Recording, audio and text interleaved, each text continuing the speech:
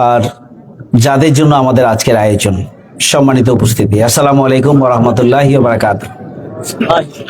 আমরা আল্লাহ শুকরিয়া আদায় করছি এবং কৃতজ্ঞতা জানাচ্ছি টার্কির সংশ্লিষ্ট প্রতিষ্ঠানকে, যারা তাদের কোরবানির জন্য আমাদের চাঁপাইনবাবগঞ্জকে বেছে নিয়েছেন এবং এই এলাকার সুবিধাবঞ্চিত মানুষের পাশে তারা দাঁড়িয়েছেন।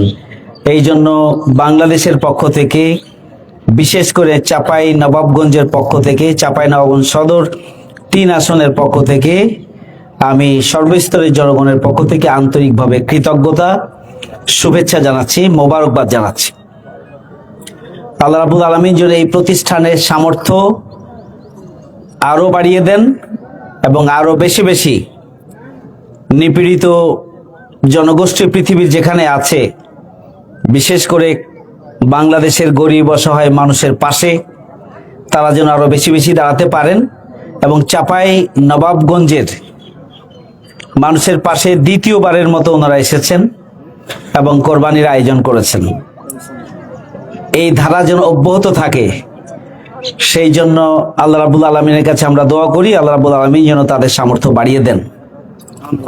আলহামদুলিল্লাহ, এই শাহ নিয়ামতুল্লাহ কলেজে আমরা দ্বিতীয়বারের মতো, গত বছর আমরা এই ধরনের বড় আয়োজনে কোরবানি করার সুযোগ পেয়েছিলাম।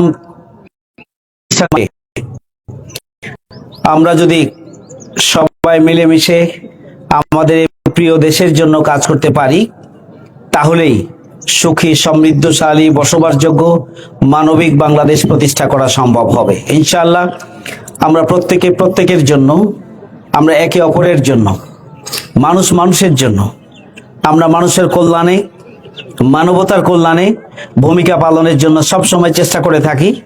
আমি আপনাদের দোয়া চাই, আমাদের এই প্রচেষ্টা মানুষের জন্য, মানুষের কল্যাণে, সমাজের জন্য, সমাজের কল্যাণে আমাদের এই প্রচেষ্টা যেন আমরা অব্যাহত রাখতে পারি, এর ধারাবাহিকতা যেন আমরা ধরে রাখতে পারি।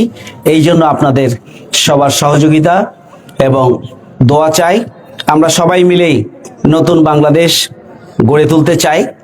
আসুন, আমরা আমাদের পরিচয় হচ্ছে আমরা মানুষ, আমাদের পরিচয় আমরা মুসলিম উম্মার অংশ, আমাদের পরিচয় হচ্ছে মানুষের জন্য মানুষ হিসাবে আমরা আমাদের প্রিয় বাংলাদেশকে সবাই মিলে এগিয়ে নেব ইনশাআল্লাহ। যদি প্রত্যেক দানশীল ব্যক্তি, যাদেরকে আল্লাহ দান করার সামর্থ্য দিয়েছেন, ধনাঢ্য ব্যক্তি যাদেরকে ধন সম্পদ আল্লাহ দিয়েছেন, আমাদের দেশে হোক আর বাইরে হোক, তারা যদি মানুষের কল্যাণে এগিয়ে আসেন, তাহলে যে আয়োজন আজকে হয়েছে আমরা এর চাইতেও বড় আয়োজন আমরা করতে পারবো ইনশাআল্লাহ।